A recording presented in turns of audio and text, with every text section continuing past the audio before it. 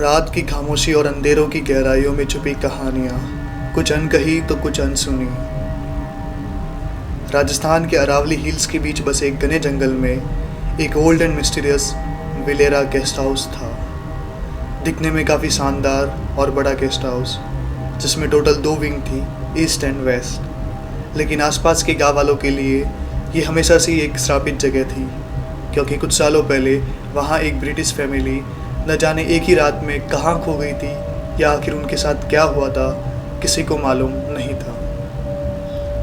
In the year 1920 एक Indo British family, जिसमें Edward William जो कि एक बड़े बिजनेसमैन थे, और उनकी इंडियन वाइफ अनीता और उनके 2 बेटे अरमान जो कि 17 साल का था और जय जो कि सिर्फ 14 साल का, अपने विंटर वैकेशन के लिए उन्होंने इस बार इस जगह को चुना था। पर कौन जाने कि ये उनका आखिरी वैकेशन होने वाला था। शाम होने वाली थी और प्रॉपर रोड ना होने से उनकी कार धीरे धीरे जंगल के रास्ते से होकर विलेरा गेस्ट हाउस तक पहुंच रही थी। गेस्ट हाउस पर पहुंचते ही लगभग अंधेरा हो चुका था और दरवाजे पर आते ही वहां के एक केयर टेकर रामपाल ने दरवाज़ा खोला।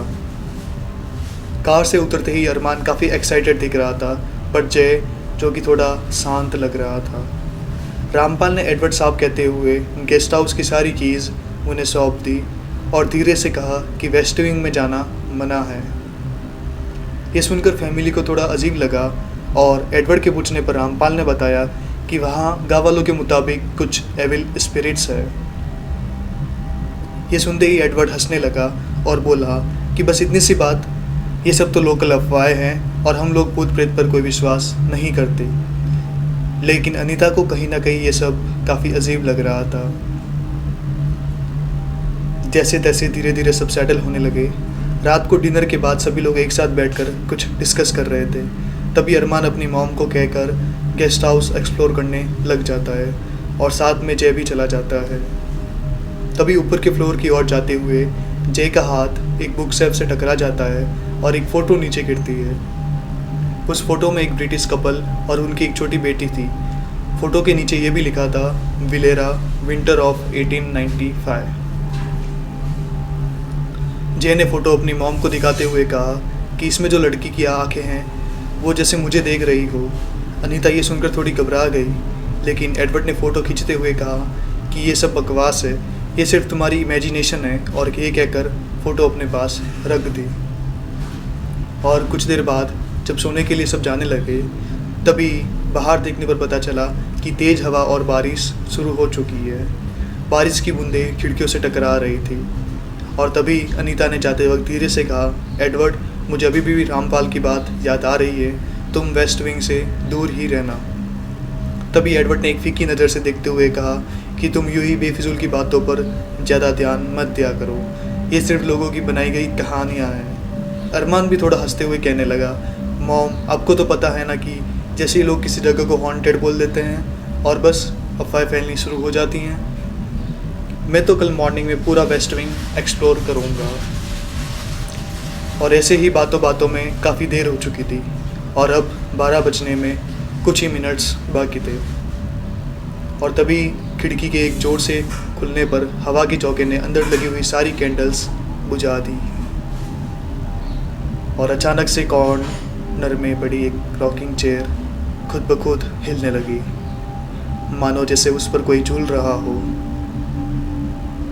तभी जय चीखते हुए बोला, देखो कोई है यहाँ। एडवर्ड ने गुस्से में कहा, कोई नहीं है वहाँ, वो सिर्फ एक विंडो के बाहर से आ रही परछाई है।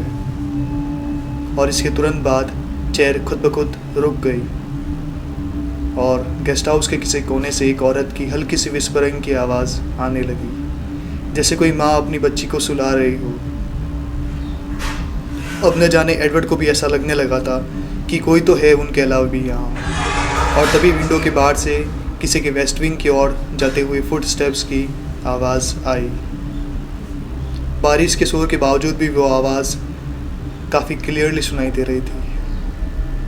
और जय ने घबरा कर अपनी मॉम से कहा कि इस वक्त आखिर कौन होगा जो वहाँ जा रहा है। एडवर्ड ने लैंटर्न उठाया और देखने के लिए निकल पड़ा और अरमान भी एक्साइटेड होकर साथ में चल पड़ा। जय और अनीता के पास अब कोई ऑप्शन नहीं था सिवाय उनके पीछे या साथ जाने के। वेस्ट विंग में एंटर करने पर देखा कि पूरा कॉरिडोर अंधेरे से भरा था। सिर्फ एडवर्ड की लैंटर्न एक हल्की सी रोशनी दे रही थी। दीवारों पर कुछ पुराने फैमिली पोर्ट्रेट्स लगे हुए थे जिनमें आधे चेहरे फेड हो चुके थे। सीलिंग से टपकता हुआ बारिश का पानी कदमों की आवाज़ को और भी गहरा बना रहा था। और तभी हवा में किसी बच्ची की हंसी गूंजने लगी। एडवर्ड ने देखा कि कॉरिडोर के एंड में एक बड़ा सा डोर है जिस पर लोहे की पुरानी जंजीर लगी हुई थी। अनीता ने एडवर्ड को रोकते हुए कहा कि हमें वहाँ नहीं जाना चाहिए, ये वही रूम है जिसकी रामपाल बात कर रहा था। लेकिन एडवर्ड और अरमान उस और बढ़ने लगे। जैसे ही अरमान ने उस लोहे की जंजीर को छुआ, लैंटर्न की लाइट बुझ गई और एक पल के लिए उन्होंने क्लियरली देखा कि दरवाजे के नीचे से किसी के पैर नजर आए। अब पूरे कॉरिडोर में एक काला अंधेरा छाया हुआ था। सिर्फ बिजली की चमक में कुछ चीज़ें दिख पाती। सबकी सांसें मानो थम सी गई थी। और तभी अंदर से एक लड़की की चीखने की आवाज़ गूंज उठी और वो चीख इतनी गहरी थी कि पूरे कॉरिडोर में अब भी गूंज रही थी। सबने एक दूसरे को संभालते हुए रूम की ओर जाने का डिसाइड किया। वो रूम पूरा खाली था। बस एक पुरानी रॉकिंग चेयर जिस पर धूल लगी हुई थी और एक कोने में फेडेड फ़ोटो फ्रेम पड़ी थी, एग्जैक्ट वही जो एडवर्ड ने अपने पास रखी थी।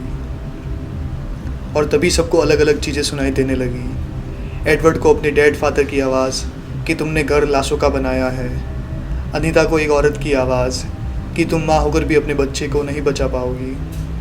और तभी जैसे ही सब बाहर जाने के लिए भागने लगे, दरवाजे खुद ब खुद बंद हो गए और जय और अरमान ज़ोर से चीखने लगे, पर उनकी आवाज़ जैसे वो रूम एब्जॉर्ब कर रहा था।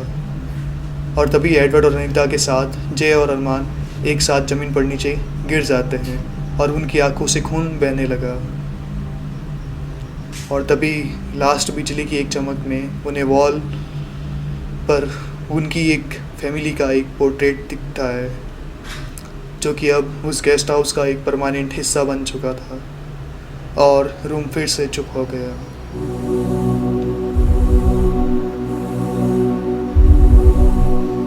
इसी के साथ विलेरा गेस्ट हाउस अब एक और फैमिली को निकल चुका था और आज तक जो भी उस वेस्ट विंग के रूम को खोलता है सिर्फ अपनी ही आवाज़ को वापस सुन पाता है।